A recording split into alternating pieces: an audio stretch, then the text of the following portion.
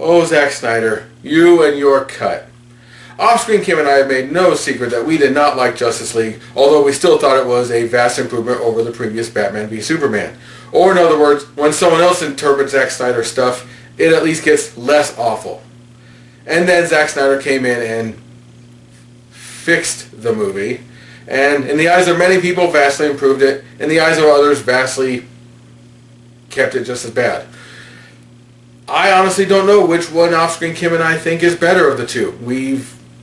I don't think either of us really want to watch either one again, do we?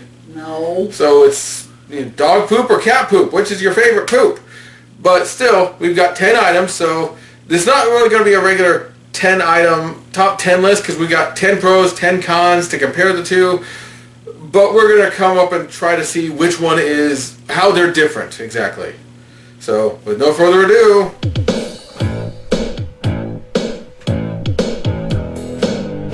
Here he comes, and there he goes, through bricks and through walls.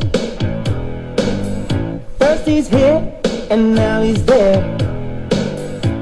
He's short, now he's tall. Look over there, I must be seeing things. He just popped out of the ground. He's kinda funny, and wild all the time. It's such a wonderful show. He's going this way and that. He's going this way and that. Sometimes he's thin and sometimes he's fat. He's going this way and that.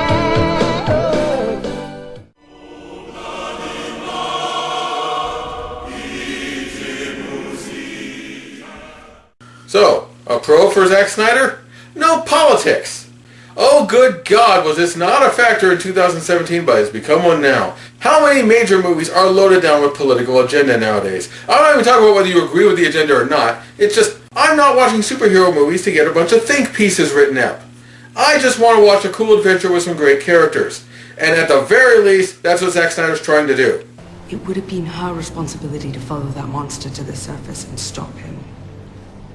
Now, it's yours.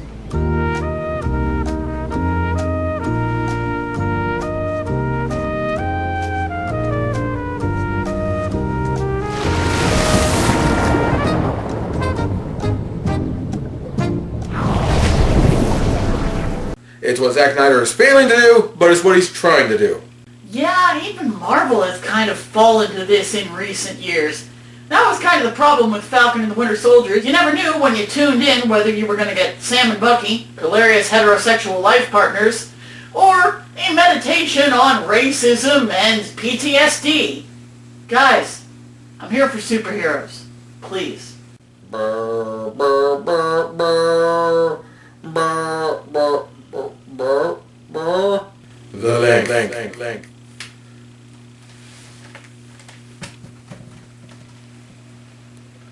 This movie is kind of slow. Oh my God, as if the theatrical cut wasn't long enough. I'm prepared to take some long sits. I own the extended edition of The Lord of the Rings. And you wish it had more in it. Well, yeah. But this, I did not want more of this meal. But you got more. Oh, I got a plate full of heaping asparagus. You want proof of how long and badly paced this movie is? And again, it's not one of these long movies that's full of content. No, it's not that much content. It really isn't. We'll get this one shot. This is just an establishing shot. For dark side.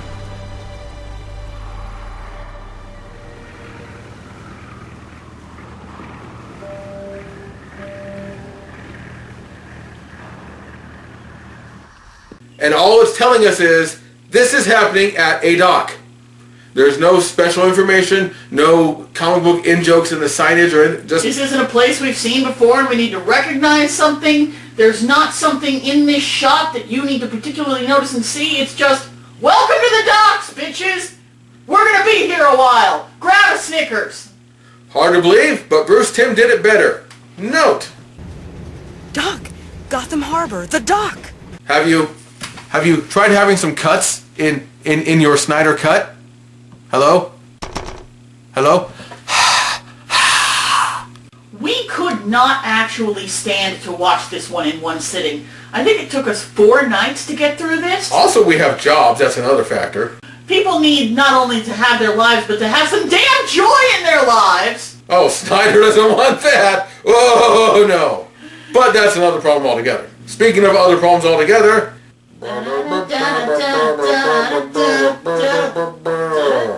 The pace. Similar to length, but not quite the same issue. Ooh, this one drags its feet. There are so many things that are clearly established, but they gotta really just hammer it on in at you. They gotta make sure that you see every second of someone parking their car, getting out, walking into the building, because otherwise, how would you know where they came from? Ladies and gentlemen, James Wan's Justice League.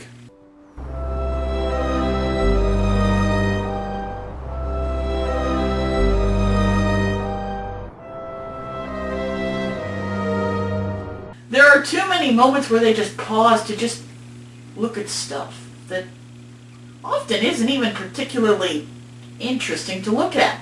There are too many moments where characters overstate themselves. Victor's father activated a mother box more than a year ago when Superman was still alive. Didn't call out to Steppenwolf. None of the boxes did, not until Superman died. Not until Superman died. It's like they were afraid of him. Yes, they were afraid of him.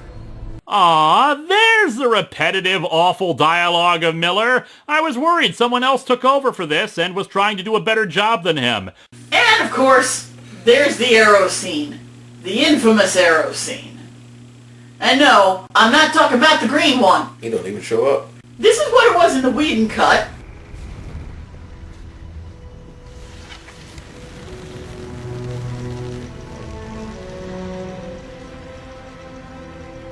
Listen to me, Diana. In the Snyder cut we had to do. But what? But we knew that there's nothing cool happening. It's just... Ugh. Fine, whatever. You do you, Snyder. We'll do something else. Is this Justice League or the Deer Hunter?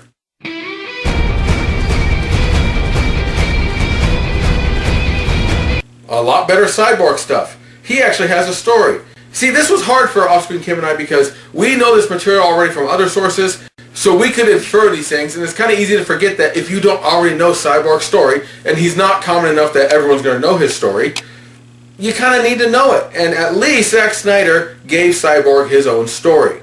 And for the most part, it's pretty good. You got quite a lot of emo Cyborg in the original Whedon cut, and he's still, pretty crawling in my circuitry. If you were there, Mom would still be alive. He's really sad. But here at least, you understand a little bit more of why he's like that, and you get to go through a little bit of that journey with him. You get to have a little more empathy for the man within the machine. Noticing the days hurrying by, my how they fly, oh blue skies.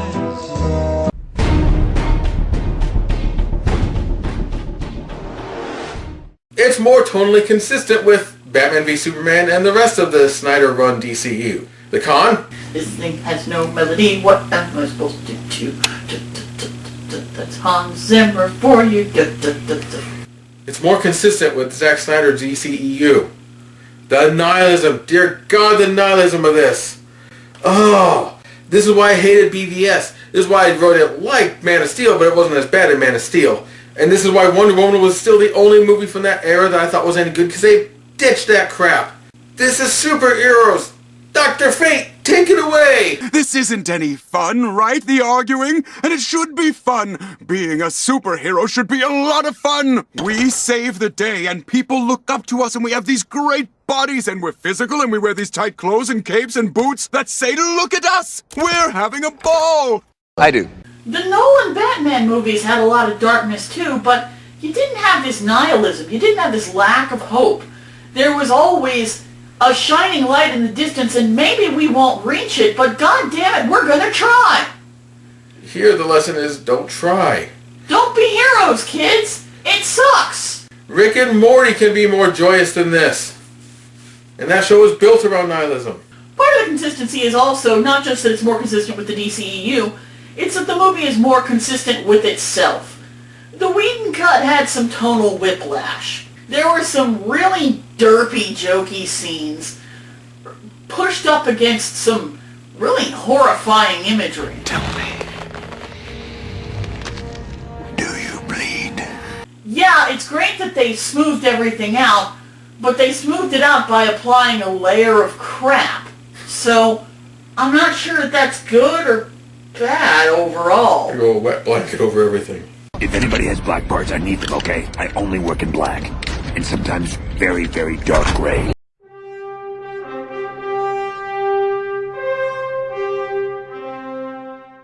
No Russian family, because they barely existed in the Whedon cut, they just distracted from things. By the way, we exist. And remember, their only purpose in the entire story was to be rescued by the Flash. And the only reason that was necessary is because they gutted out the Flash's story, but we'll get to that in a moment. Here, they just left them out completely, like they should have been in the Whedon cut. Nicely done, Zack Snyder. You excised one tumor while adding so many more.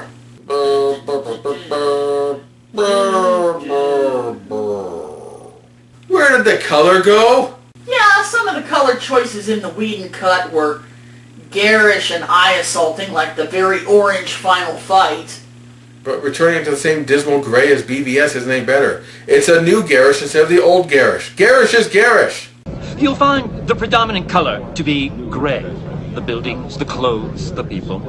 I love a good rainstorm. I don't want to watch it in the theater, especially without the rain. This is dry lightning the movie. They've even sucked the color out of Superman's suit. Come on, guys. Well, more than they already did from Man of Steel.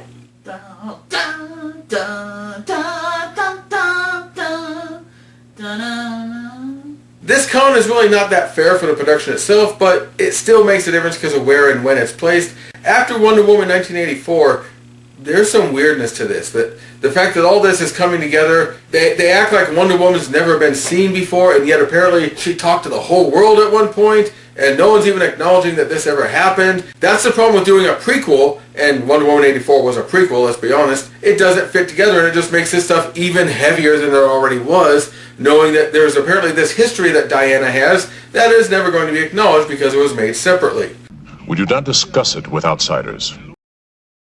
Again, not really a fault of the Snyder cut, but after just the Whedon cut, we would have just said, well, they didn't make the movie. This movie was at least somewhat made after Wonder Woman 1984, at least some of the prep work or something. Some part of it existed after that, and there should have been some acknowledgement of events that big. And granted, there's a problem with Marvel movies too, but that's the problem we have with a franchise. I think our first move should be calling the Avengers. I understand why you'd want to ignore Wonder Woman 84, but it's probably not the best thing for your attempts to build a unified DCEU.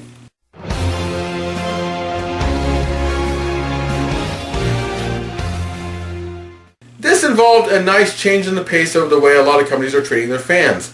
They listened to their fans. When fans didn't like the Whedon cut, they took several years, but they finally said, let's give them something they'll want. Even if it's just for marketing purposes to sell HBO Max, at least they're trying to give fans what they want instead of telling them what they want and saying, live with it. Which is what a lot of companies are doing nowadays. Instead of listening to what people want, you're telling them what they want. Even though I don't particularly care for the Snyder cut itself, I think the fact that it exists represents a good thing. Not only, like Matt said, that companies are trying to give their customers what they want, but also the fact that Zack Snyder, who experienced a horrible tragedy, was able to reclaim some of that and finish a work that he personally really cared about. Just because I don't like it doesn't mean I don't think that he should be allowed to finish what he considers his masterpiece.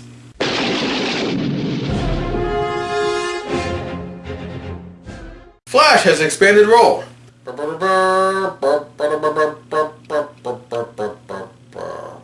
Flash has an expanded role. How can you say these things? They're all over the place with this guy. On one hand, it's great that at the end he gets to play an active role in things. And he's actually doing things and turns the tide in a sense by resetting time, as weird as that gets. I like that we get to see the Flash for a moment doing his own hero thing as an independent hero for Central City. but I don't like the way this scene is done. Not only are we doing the Quicksilver scene yet again, If I could save time in a bottle. but what is with this? Flash, just save the girl. Don't perv on her. Knocked me out of the way. Copped a cheap feel while he was at it. This is creepy. It's nice that they took out some of Flash's derpier moments, but they haven't replaced it with much that you want. They've mostly replaced it with plot illogic and creepy perviness. This is a commercial for pepper spray. It's very effective. Speaking of characters that serve no purpose in the story,